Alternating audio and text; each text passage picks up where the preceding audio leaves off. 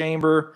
It went to the spam folder, so it got overlooked, and it has been loaded to the Utilities Committee website, and that is for yesterday's hearing. For those who are watching online, you can see the testimony that we have for today by going to kansaslegislature.org, look for committees, and standing, go to the Senate, and then the Senate Utilities Committee, which is on page 2, and then you look for the testimony, committee testimony, click in that box, and sometimes you have to click 2 or 3 times, and the date for today will be highlighted, and then you can have access to the testimony that we have. Before we get started, are there any bill introductions? Seeing none, we are going to open the hearing then on Senate Bill 324 and start with an overview from our advisor, Nick Myers. Nick, you've got the floor, sir. Thank you, Mr. Chairman. Committee, I believe you have a memo from our office in front of you that provides a summary of this bill as well, if you want to refer to that in addition to the bill. So Senate Bill 324 would amend current law, KSA 582272, to provide that a wind or solar lease or easement shall be void under certain conditions. So one is if within 5 years after the execution of that lease or easement, the property does not yet have a certificate of site compatibility or a conditional use permit issued, if that's required, and also does not have a transmission interconnection request that is in process and not under suspension. Additionally, a lease or easement would be presumed to be abandoned if after 36 months, no construction or operation has occurred for the facility, unless this requirement would not apply if the developer, owner, or operator of the facility files a plan with the Board of County Commissioners outlining the steps and the schedule for continuing that construction or operation of the facility within that time period. If that entity does not file that plan within that time period, the landowner may mail a written intent to terminate the lease or easement to that entity. And then the entity, the owner operator of the facility could file a written objection within 60 days following receipt of that written intent to terminate, and to essentially end that intent to terminate. If the entity fails to file a written objection within that 60-day period, the landowner may file a notice of termination with the Register of Deeds in that county where the property is located to terminate that lease or easement. And Mr. Chairman, I'd be happy to stand for questions. Committee, any questions? Senator Francisco? Thank you, Mr. Chair.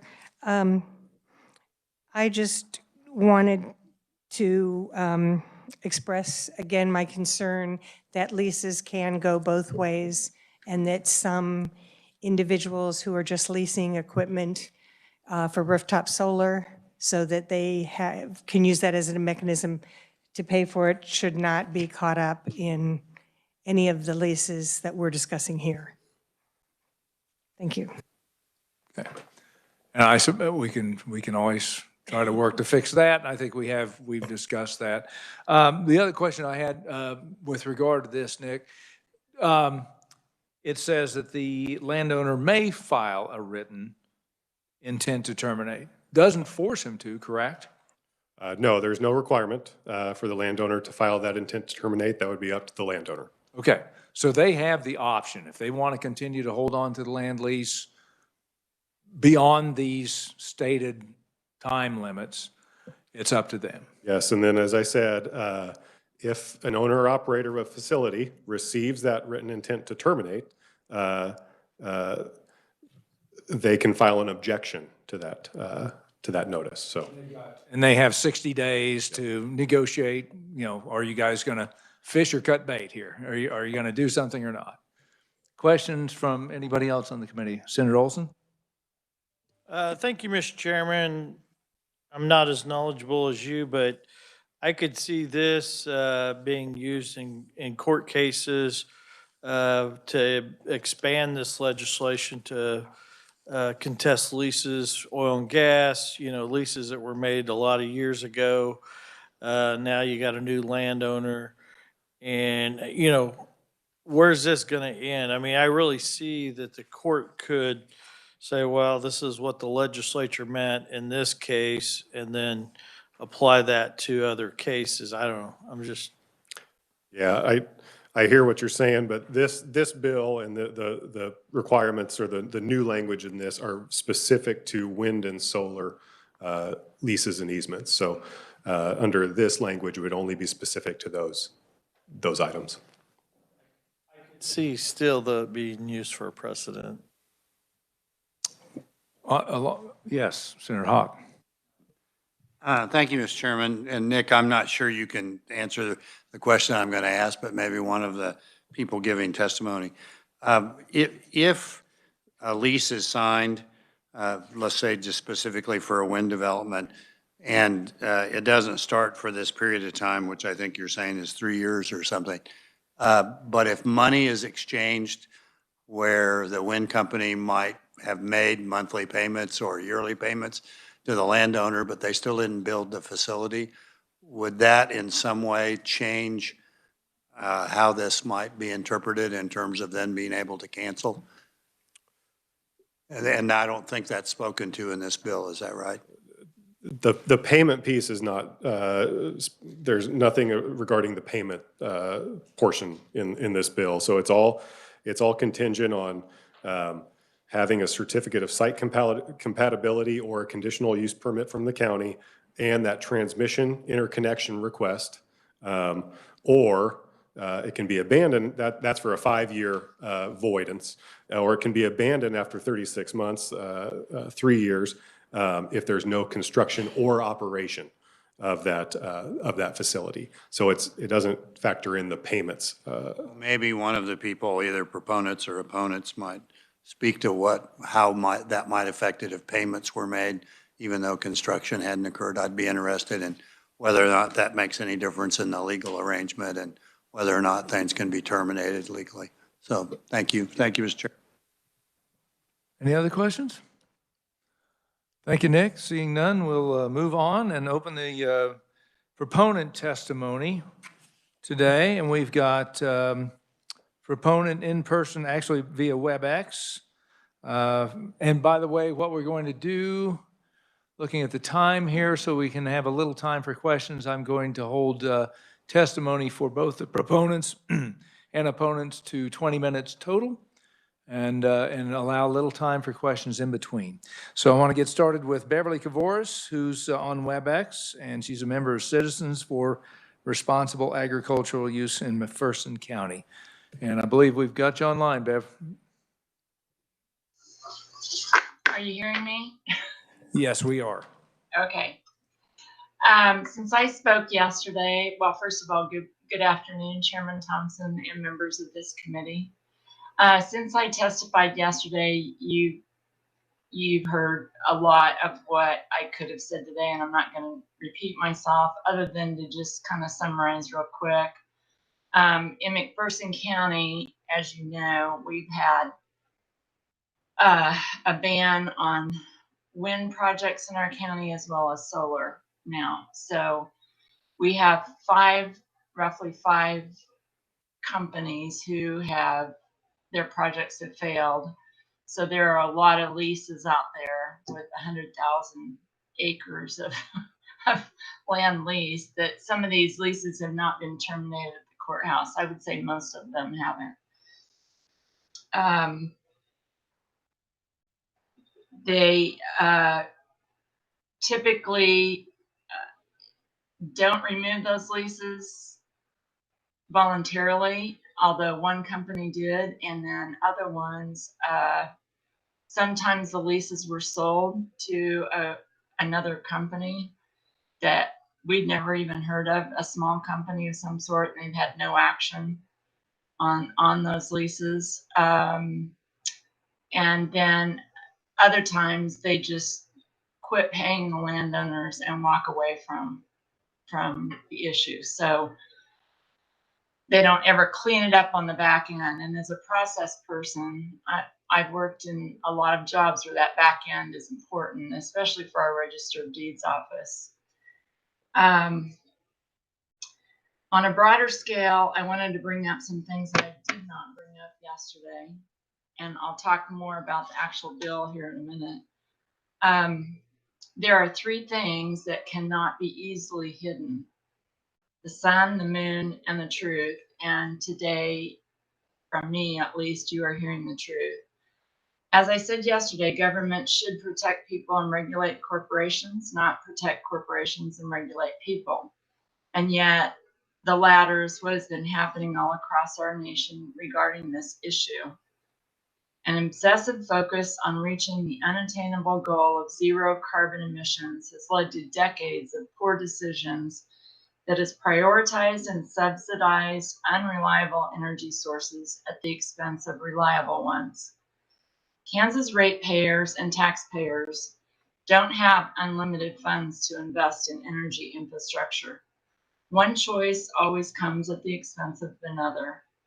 The problem with wind and solar power is that investment in unreliable renewable sources has displaced investment in electricity generation from reliable sources.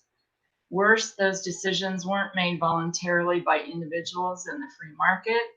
They were forced on our state by politicians in Washington. Kansas has the power to reduce these risks, and they must do this. I believe Kansas is at a tipping point. I have studied this for many, many years now, and with wind generation supplying over 43% of Kansas generation in 2020, we now must reverse policy choices that have tilted the state's energy mix in favor of inefficient and unreliable sources. In other words, the mix needs to be rebalanced. I know a lot of that falls on the Southwest Power Pool and is not within your control, but it's still something I think our state needs to work on. The bill we are focused on today is merely a Band-Aid for problems you're hearing about from Kansas citizens in this legislative session. If our Kansas legislators are unwilling or unable to develop new policy that ensures reliable energy at a reasonable price, then our state will suffer the consequences. No company is going to want to relocate here, and many that are here may decide to leave. Businesses will struggle and fail due to high energy costs, and citizens of this state may just decide to leave and move to a state that is more proactive. If you need a crystal ball, there is one. Study what has happened in Australia, United Kingdom, Germany, and California. They're all at least a decade ahead of us in this nightmare. More green jobs means less real ones. Manufacturing companies and industry are moving out in some of these countries or shutting down, as are individual families moving, especially out of California. Then study just what happened in February of last year in Texas, Kansas, throughout the Middle West, which I mentioned yesterday. In Texas, 246 lives were lost. Hundreds of them died because of corruption and bad energy policy. Policymakers may have to learn the hard way that there is a big difference between capacity and actual generation. There's also a reason why the largest city in McPherson County has so many good paying jobs with good benefits in industry and manufacturing. Thanks to Fred Deal and the McPherson Board of Public Utilities, electric rates are some of the lowest in our states, if not the lowest. This should be our focus when making policy going forward. Make it cheap and reliable and affordable, and that's what's going to bring businesses to our state. John F. Kennedy stated the following many years ago: the great enemy of truth is very often not the lie, deliberate, contrived, and dishonest, but the myth, persistent, persuasive, and unrealistic. Too often we hold fast to the cliches of our forebears. We subject all facts to a prefabricated set of interpretations. We enjoy the comfort of opinion without the discomfort of thought. If you choose to go down the path of improving this bill, I've laid out some of my concerns in my written testimony. And like I said, we've got a lot of leases still on file at our courthouse. I believe this bill would give the power back to the landowner to terminate their leases at the Register of Deeds office if the power company does not do that. And I think ultimately, the landowner and the leaseholder should have the power to do that if they have abandoned the project. As I stated yesterday, I asked you to implement a statewide moratorium on commercial, industrial, solar, and transmission line projects until an energy task force has been formed and has completed its studies and recommendations. There will be eventual long-term natural consequences that will come to be if you choose to ignore this issue. There is so much at stake, and in so many ways, I feel like the people who are speaking out are the canaries in the coal mine. We're seeing the truth in our own communities and what's happening in our communities. And there's a lot of people across the state that don't see that, and they don't hear about it, and it doesn't get reported on. So please try hard to consider the truth instead of wishful thinking that is common today. The polar vortex of 2021 last February taught us all that chickens are coming home to roost. This is not a legal fight. This is a political fight. You are the ones who have to make the changes for our state. You are the ones who have to initiate regulations on an unregulated group of corporations that are taking advantage of our state and our people.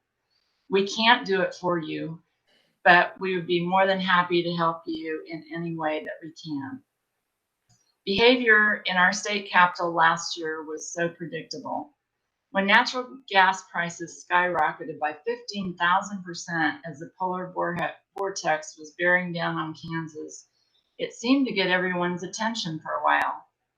But did anyone ever get any answers about who got rich over the backs of the poor and middle class who had to pay for the really bad policy decisions of the past?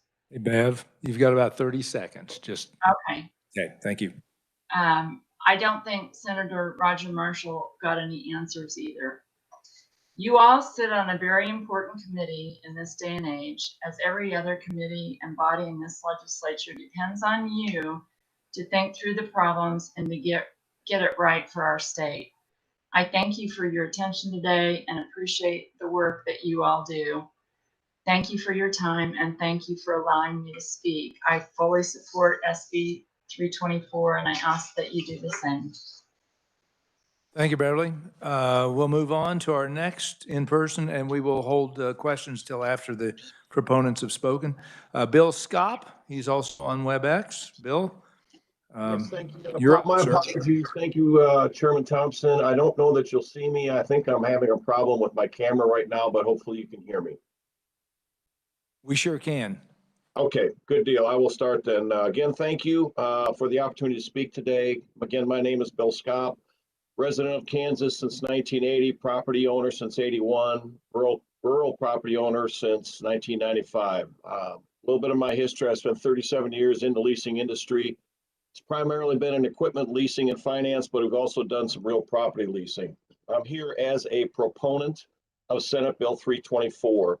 I believe Senate Bill 324 is another crucial step to protecting Kansas landowners' rights, specifically related to industrial energy development and the real property leases that are pushed upon trusting and oftentimes naive landowners by those industrial energy developers. This includes both industrial wind development and industrial solar development. I've had the opportunity to review an industrial wind lease, and I'm here to present some comments related to that. Just a second, Bill, just a second. Can we hold down I'm having a hard time hearing. Can we hold down the sidebar chatter? Thank you. Okay. Go ahead, Bill. Again, I'm here to provide perspective from years in the leasing world and primarily as a concerned invested citizen in Kansas. I have had the opportunity to review a industrial wind development lease that was presented in Lynn County, was executed by a number of landowners in that county, and I believe was used in multiple counties across Kansas.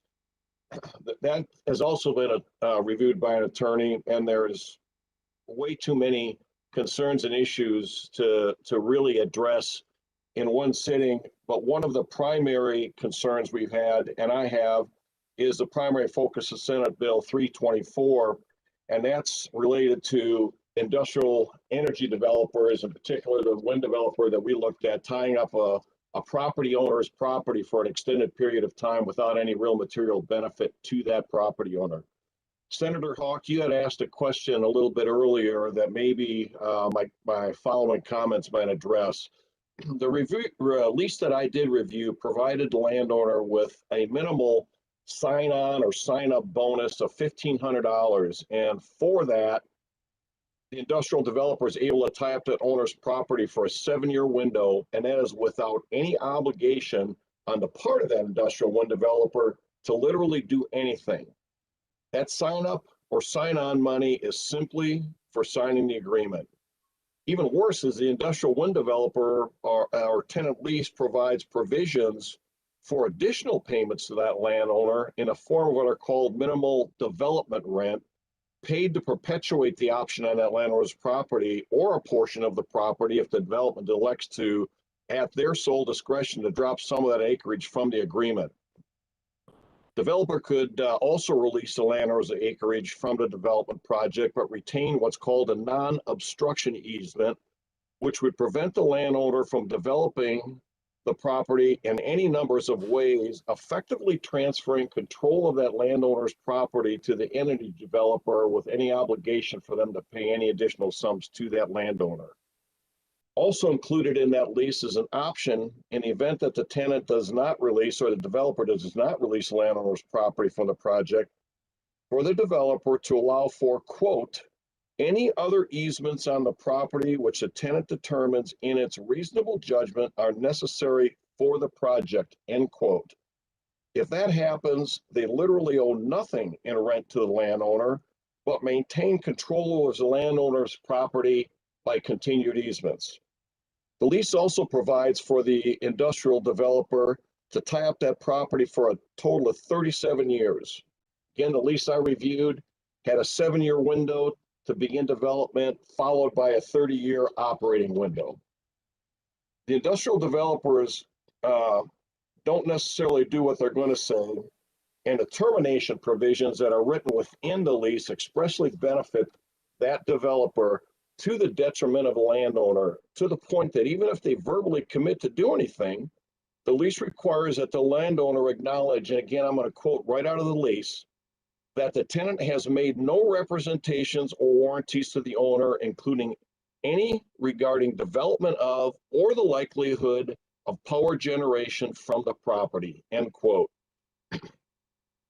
You know, we understand that they all have a great deal of money invested in these projects, but I do continue, and I've said this yesterday, that I believe that it pales in comparison to the risk it places on landowners and ultimately the county that the development is proposed in, as well as the state, and includes a host of financial as well as other risks placed on the landowner's health, and even the livelihood of the operator of that property in which the development is built.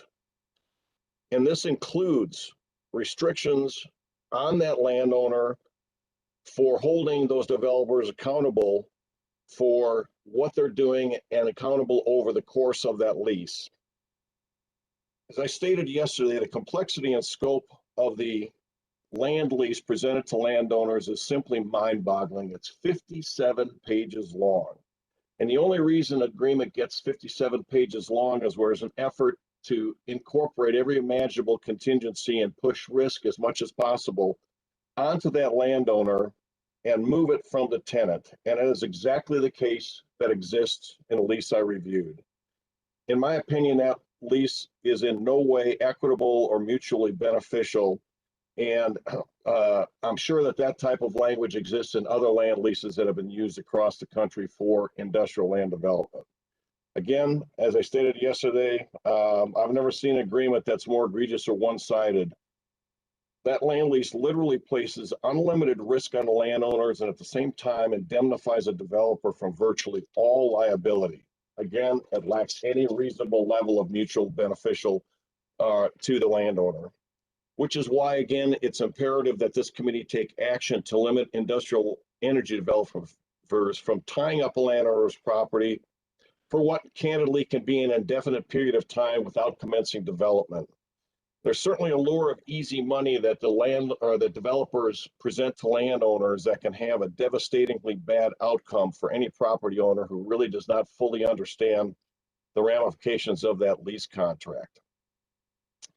It includes essentially giving up simple, what you would expect to be as a given landowner right that is relinquished to the developer, and long-term risks, not only to the property, but to the financial well-being of the landowner and its local government. You know, it's crucial to understand that these industrial energy development leases do not treat landowners equally. They allow for a grant to the developer of unlimited easements beyond a footprint for the base energy unit. In my case, or in our case, it was a windmill that we looked at. And those additional easements granted to a developer include rights to add buildings, add roads, to do drainage modifications. They have the right to put in power and transmission lines, install substations. They even have the right to remove trees, reroute drainage and riparian strips, and potentially limit a landowner from even making a livelihood on that property. Included in the lease that I reviewed is a provision that provides the industrial energy developer the option to literally purchase that land from the landowner on the property, the property that's included in the development of the lease. This provision is at a fixed price that is set at the time that the lease is executed and can be elected at any time to the developer and without any allowable increase in the property price, meaning that the value of the property is not increased or indexed in value at all over time. So it sets up an opportunity for an industrial energy developer, as that developer reaches the end of its life cycle, to literally purchase the footprint of the assets that they've installed on that landowner's property, sunset the development, and gives them the right to essentially abandon the development, leaving the generating equipment and associated assets in place without any obligation to remove them. It's exceedingly important that landowners understand not only the ramifications of that lease to their property, but also have a reasonable opportunity to understand a large picture. I believe that Senate Bill 323 discussed yesterday and 324 today are absolutely mandatory to establish a broader scope of state regulations that protect landowners from lopsided tenant or industrial energy developer agreements that place excessive risk on trusting and, again, if not naive, Kansas landowners. Senate Bill 324 provides at a minimum a reasonable Bill, 30 seconds, Bill. Developer to commence development and not tie up a landowner's property for an indefinite period of time, effectively restricting that landowner from use of their property for other purposes. In my opinion, proposed Senate Bill 24 should include and restrict provisions that the industrial development must commence within 3 years of the execution of the lease, and that the landowner would hold sole option to terminate the lease at the end of that 3-year window without any extensions or delays that may be attempted by a developer if they do not commence development. I urge those on the committee and anyone else who will be voting on this bill, to put Kansas first, put the landowners first. Move this bill forward, cite it into law, and set some reasonable regulations that require developers to commence development. And I would also encourage this committee to consider developing a larger or more comprehensive set of state requirements for any industrial energy development that protect landowners, protect the county in which they're being built, and the state. Unfortunately, Bill, we run out of time, but Again, I thank you very much for the opportunity to speak. thank you, sir. Appreciate it very much. Committee, any questions for either of our proponent conferees? Seeing none, we will move on to the opponents. And if Beverly and Bill would stay online just in case something comes up, I'd appreciate that. But we'll move on to our in-person opponents. And first is Alan Anderson, Vice Chair for Polson Energy Practice Group. Mr. Anderson?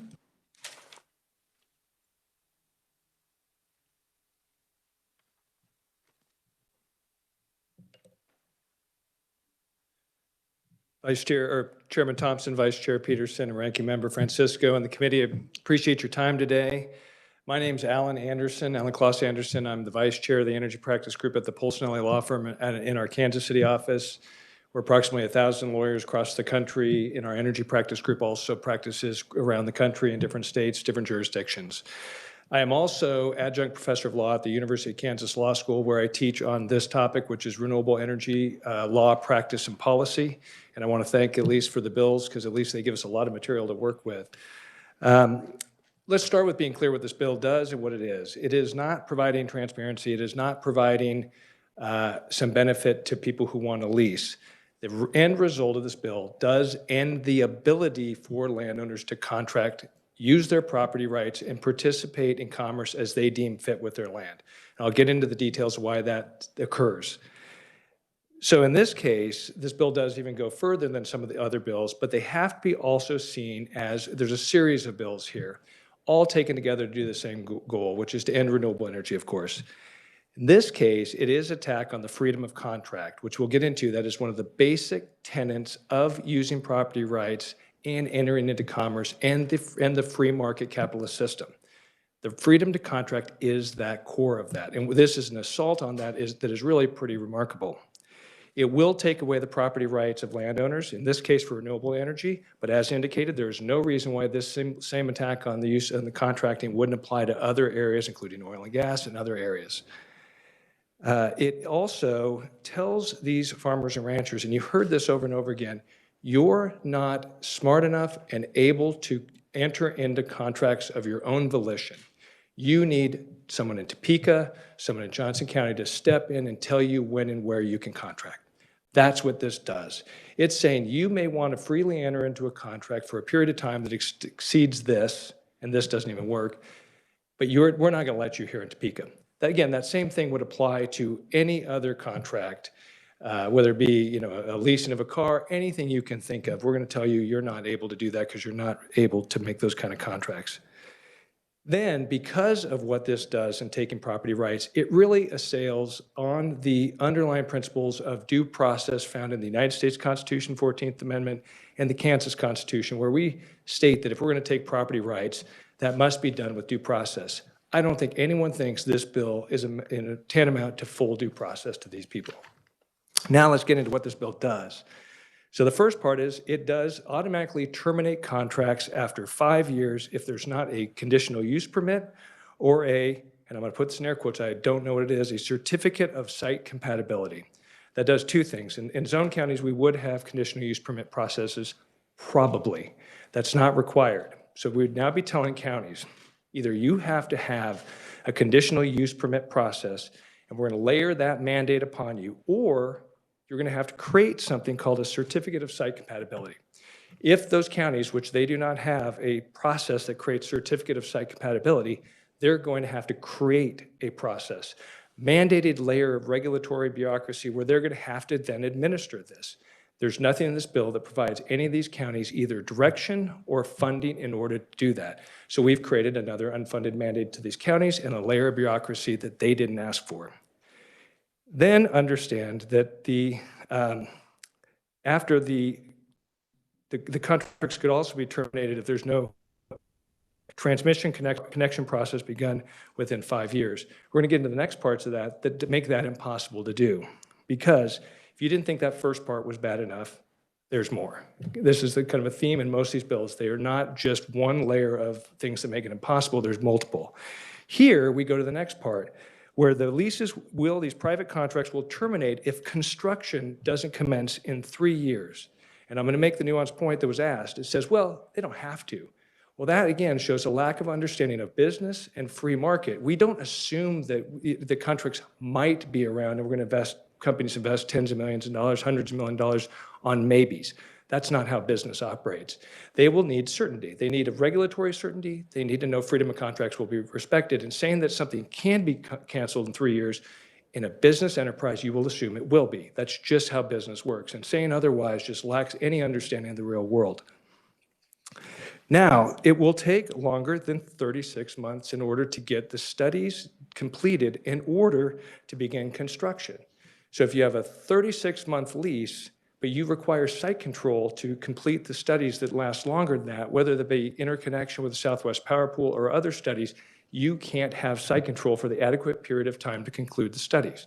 You can't lease it, begin the studies, and lose site control during that period of time and be able to then go in construction. So it creates, by the nature of the terms of this, an impossibility. So what does that mean? That means that these people cannot contract because companies will say, I can't work in this regime, we're out. And this will then take away the freedom of contract and the ability to use their property rights in commerce based on that 36 months.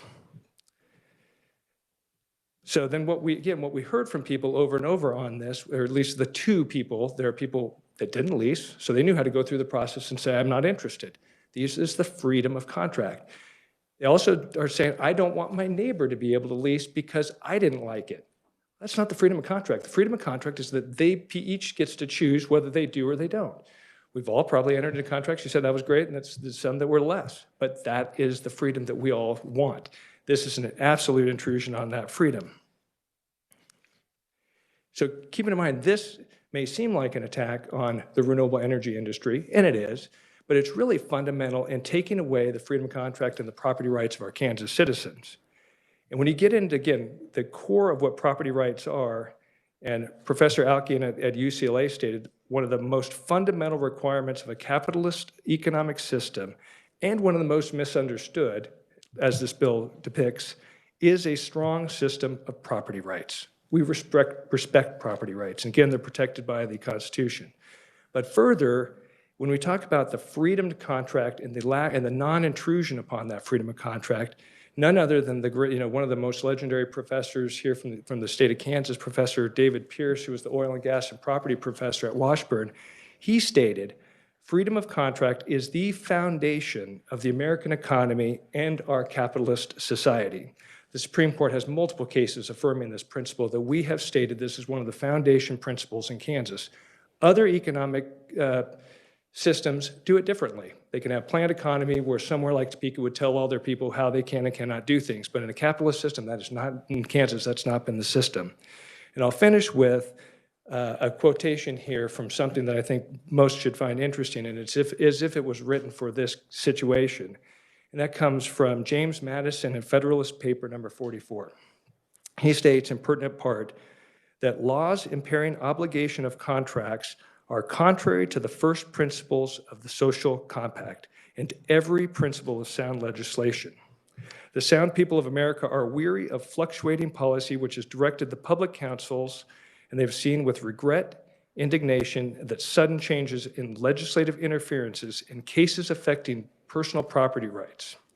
It's as if this was written about our situation today when we're looking at an absolute intrusion into the freedom of contract. So I'm happy to take questions when the time comes. Thank you. Thank you. And we will open it up for questions after our next in-person proponent, Kimberly Spotty, Public Policy Director of the Kansas Power Alliance. Kimberly? Okay. Good afternoon, Mr. Chairman, Mr. Vice Chairman, Madam Ranking Member. My name is Kimberly Swati, and I appreciate the opportunity to be here before you this afternoon.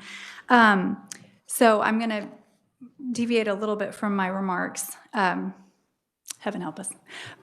So I grew up in Johnson County, and I am a landowner now, not in Johnson County. I'm a proud owner of Free State Farms alongside Josh. And I did not, being a landowner and being in the ownership business, being the land ownership business is new to me. And I have to take umbrage with an individual calling many landowners trusting and naive. I am so proud of my land.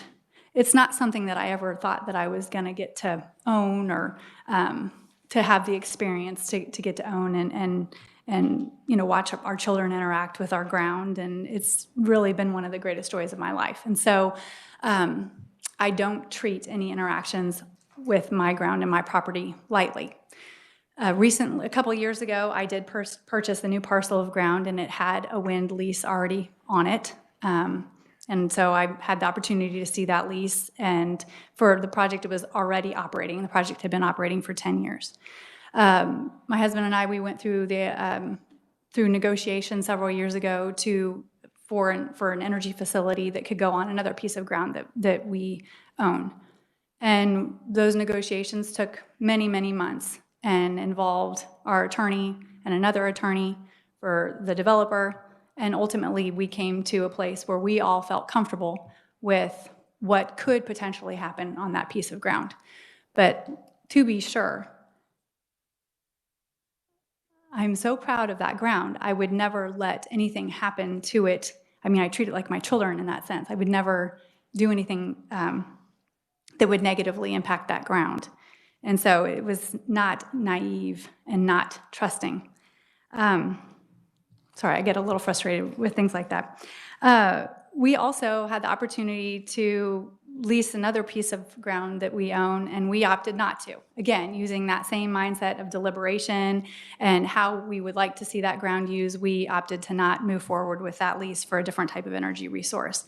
So I think that I am not different than most of the other landowners across the state of Kansas. I may be relatively new. I'm not a multi-generation landowner, but I don't think that I'm that different. I feel like the landowners and community leaders are very deliberate in their action, and they are going to make very informed decisions on how they choose to use their property. And that goes, by extension, how they intend to enter into contracts for how they're going to use their property. So I did just want to point that out. Also, I note that we recently moved my mom and our family. We purchased a maintenance-provided villa for her. And that real estate contract, when it was all said and done, was more than 100 pages long.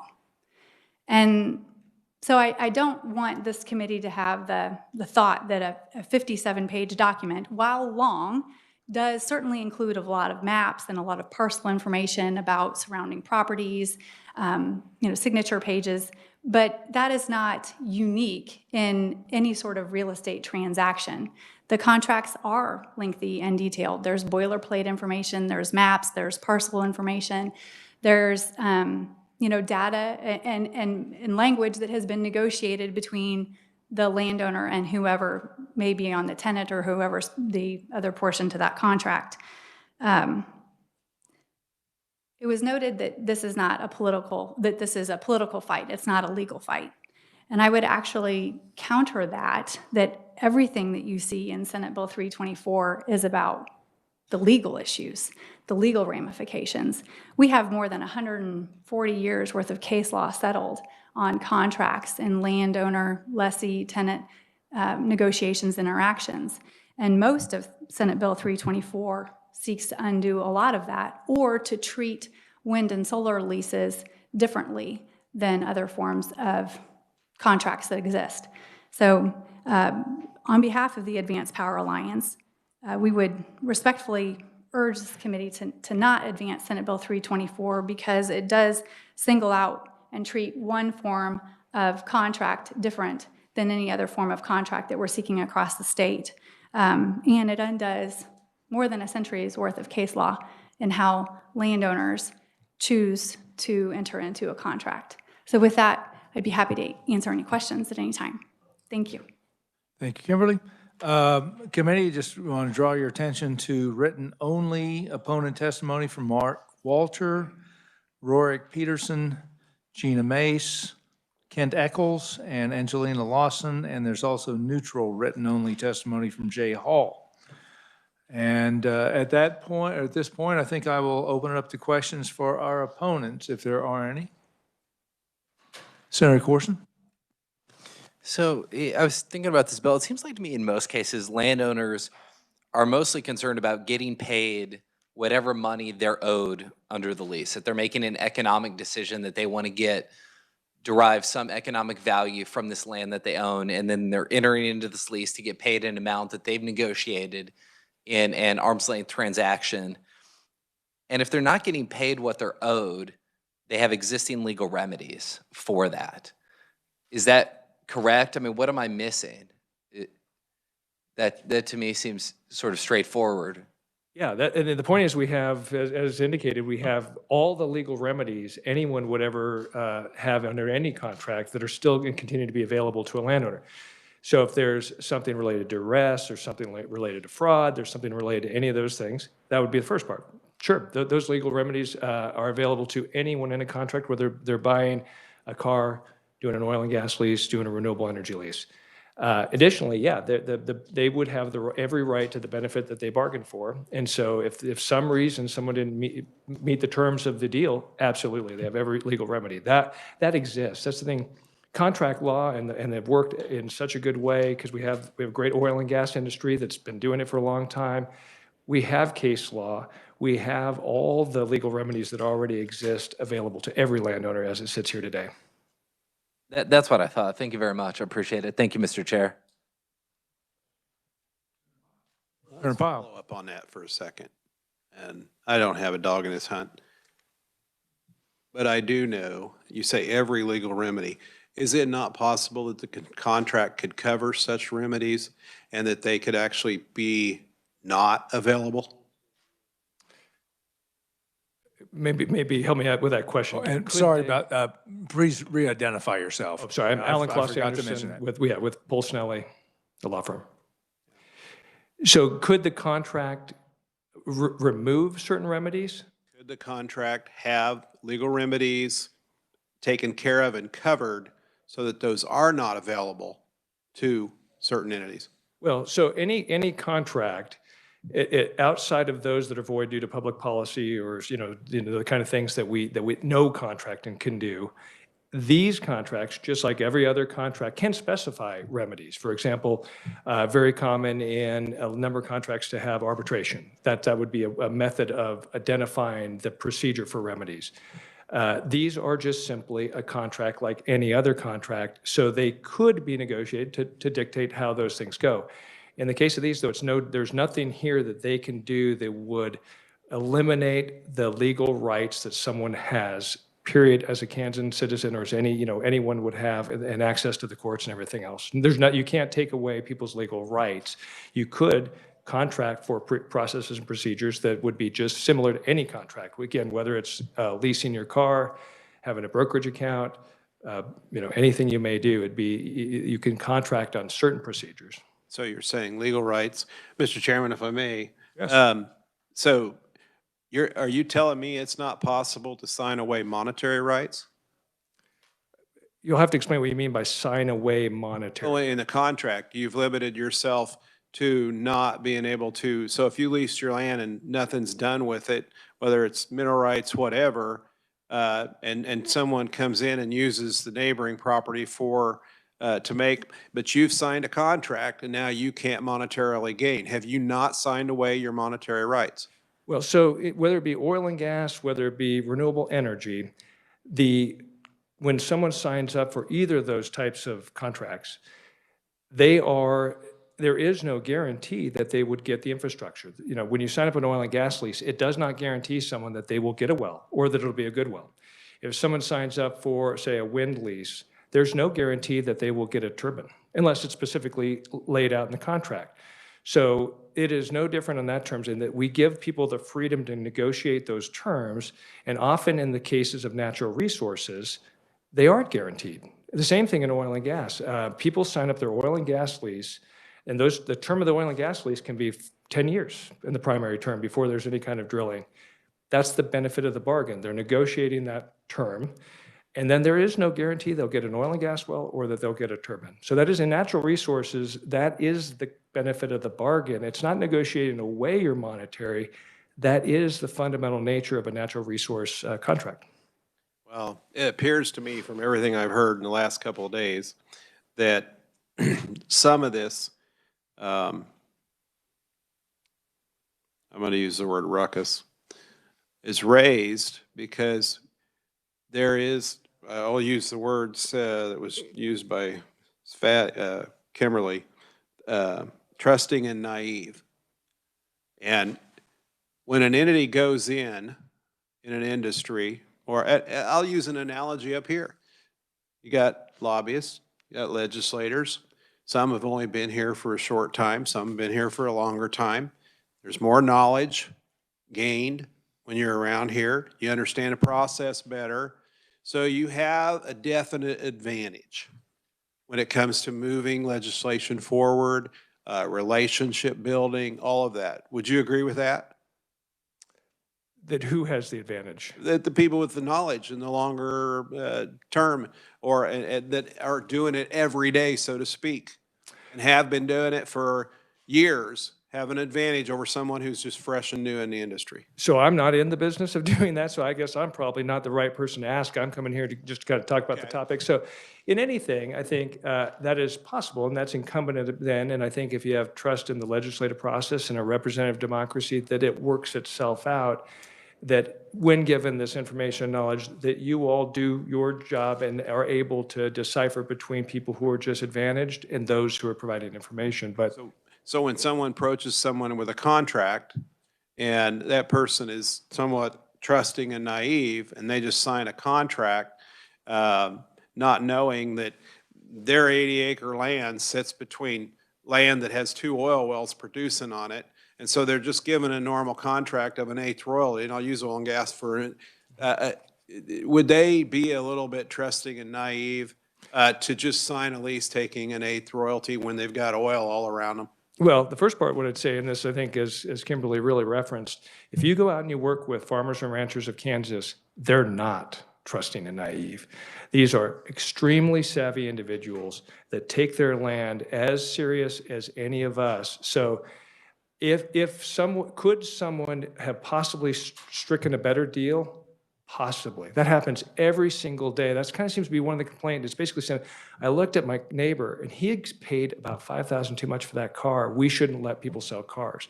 It happens every day. That could someone have, made a better bargain?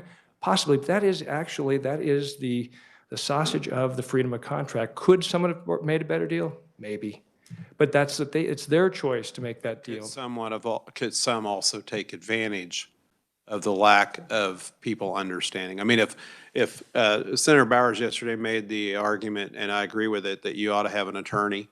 Sure. I mean, you don't know all the ins and outs, but is it possible that someone's kind of not understanding but signs a lease and they could have gotten a lot better deal? It happens, doesn't it? Sure.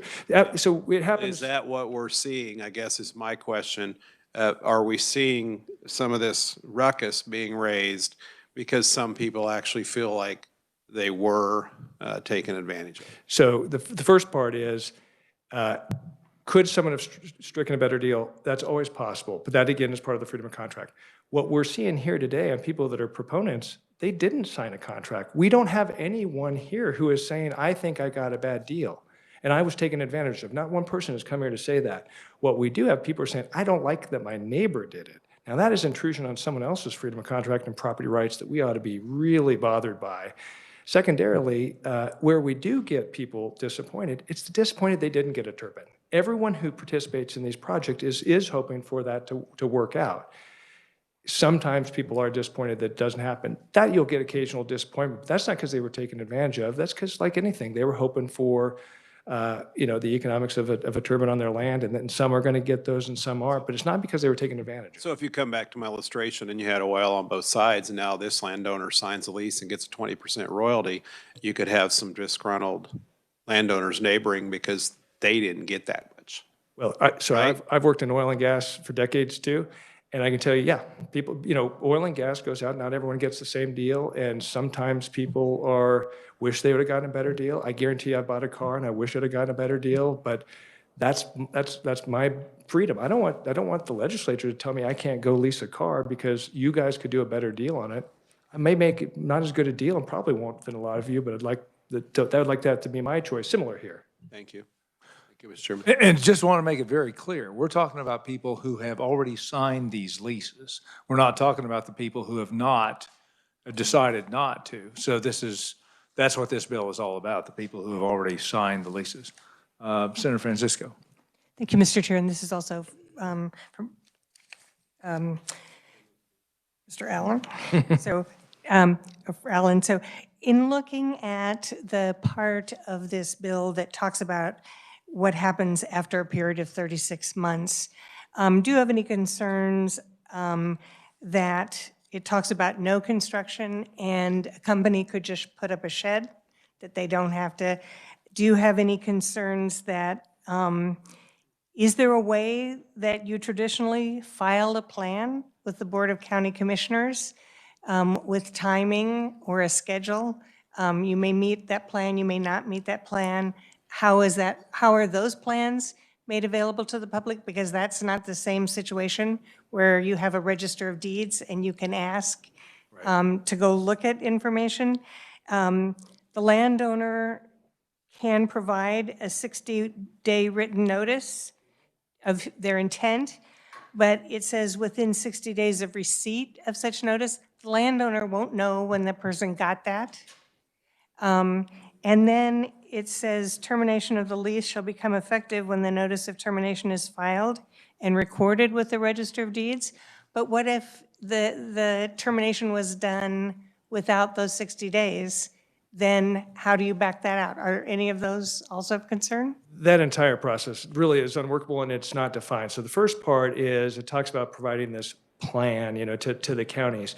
These counties don't have any mechanism, at least either they have it as part of their process where you go through either a traditional conditional use permit process or you work out the suite of agreements with the county in unzoned county situations. There's no process for that right now. So this undefined thing that you would file a plan then is, again, it's putting a layer of bureaucracy you're going to force upon these counties to receive and do something with this undefined plan. What is it? We have no idea. Beginning construction, what would that mean exactly? And see, that's actually even a kind of a technical term of what that can mean. And it can mean a lot of different things. IRS can define it one way. Under a construction contract, as a notice to proceed, it can be a different thing. There's a whole number of things, and that's not clear. Then, this notice to the company, and they have this other process. It'll create just a quagmire of a mess you can imagine at these counties. Because none of that is clear as to how that works. The way these normally terminate, they terminate upon their own terms. And so, at the end of the term, oil and gas, we've done this for 100 years. We know how to go through oil and gas. They terminate the process. If you pass the secondary term, there's a process for filing those things. But those are on their own terms. And so they might be 100-year long on the secondary term, they may be 5 years, but they're the private negotiation. We know how to do that. This whole quagmire would just be a mess of process, but we'd have to assume that they're only 36 months because that process beyond that is just not. We're running out of time real quick. Senator Olson? Sure. Thank you, Mr. Chairman. I think we're just getting into contracts here, and it's really up to the individual. If sometimes I'm too challenged, I'll get a lawyer, but that's a cost that adds. It might actually cost me a lot of money, and I might not get as much. I've seen people, very sophisticated landowners that don't need that lawyer. I enter into contracts every day in real estate, and I tried to avoid as many fees as I can. It's no different, when I'm buying a piece of real estate. So now are we going to tell them they've got to have a lawyer? I don't remember. I know the only time we require someone if they want a lawyer is when they're being arrested, their Miranda rights. So, are we now going to say, hey, you've got Miranda rights here too, or who's going to pay for the lawyer? So I think we're just dabbling in an area that, we got 100 years of experience. This bill's not needed. These bills are not needed. It's going to muck up an industry that's doing a good job. We don't even have people here that have had real problems. We've notified this hearing. You would think if there was a real problem, there'd be 5 or 10 people here.